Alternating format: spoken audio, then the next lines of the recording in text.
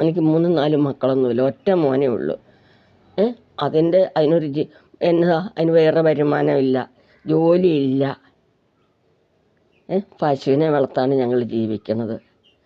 എന്നിട്ടാണ് ഷുഗറാണ്, 10-300 ഷുഗറാണ്, പെടലിക്ക് വേദന, ജോലി ചെയ്യാൻ പറ്റത്തില്ല. അങ്ങനെയുള്ളൊരു ആൾക്കാരുടെയാണ് പെൻഷന് ഈ പിണറായി സർക്കാർ കയറിയിരുന്ന് വെട്ടിക്കളഞ്ഞ്.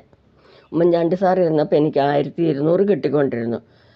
പിണറായി സർക്കാർ കയറി വന്ന് അത് പകുതിയായി. അത് മതിയായിരുന്നു, അതും വെട്ടിക്കളഞ്ഞു 2021. സർക്കാർ തടഞ്ഞു വെച്ചേക്കുവാണ് ഈ പെൻഷൻ ഉള്ളതുകൊണ്ടെന്നാണ് പറയുന്നത്. അതെന്തു മാനദണ്ഡം കൊണ്ടാണ് എന്ന് അറിയത്തില്ല. ക്ഷേമനിധി പെൻഷൻ ഞാൻ ഗ്രാമസഭ കൂടിയപ്പോൾ പറഞ്ഞപ്പോൾ ക്ഷേമനിധി പെൻഷൻ ഉള്ളവർക്ക് അത് കിട്ടേണ്ടതാണ്, അവരടച്ച പൈസയാണെന്ന് അവിടെ കൂടിയവർ പറഞ്ഞിട്ടും അത് കിട്ടുന്നില്ല. ഇനി എന്താ ചെയ്യുക?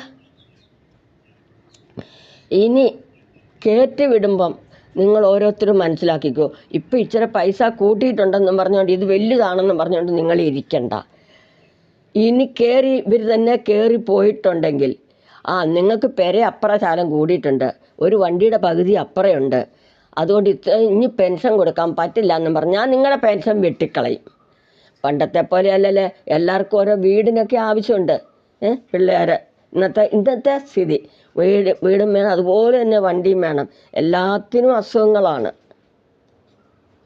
വണ്ടിയും വേണം, ഒരു വീടും വേണം. അതുള്ളവരുടെ എല്ലാം വെട്ടിക്കളയും. പിന്നെ എന്തിനാ സർക്കാർ കയറുന്നതാ? നമ്മുടെ നികുതിപ്പണം കൊണ്ട് ഇവർ സൂഹിക്കാനോ, ചികിത്സിക്കാൻ പോകാനും, ഇവരുടെ ആഡംബരത്തിനും, വണ്ടി ഒന്നാന്തരം മേടിച്ച് കൂട്ടാനും. ഇപ്പം കയറിയാൽ പിന്നെ എത്ര വണ്ടിയായി?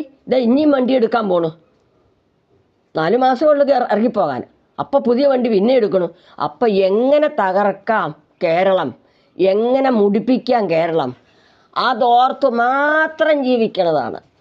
അല്ലാതെ പൊതുജനത്തിനെ നന്നാക്കാവുന്നോ ഒന്നും ഓർത്ത് ജീവിക്കണമല്ല.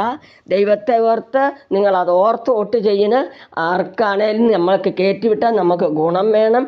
കുറച്ച് പേർക്ക് ഗുണമുണ്ട്, പാർട്ടിക്കാർക്ക് ഗുണമുണ്ട്. പാർട്ടിക്കാർക്കെന്ന് പറഞ്ഞാൽ സാധാരണക്കാർക്കില്ല, അത്രയും ചേർന്ന് പോയിരിക്കുന്നവർക്ക് മാത്രമേ ഗുണമുള്ളൂ. അതുമാത്രം പോരാ, പൊതുജനത്തിനും കൂടെ ഗുണം വേണം. അത് ജാതിയോ മതമോ രാഷ്ട്രീയമോ ഒന്നുമല്ല വേണ്ടത്. ഇവിടെ ജാതി മതം ഒന്നുമല്ല വേണ്ടത്.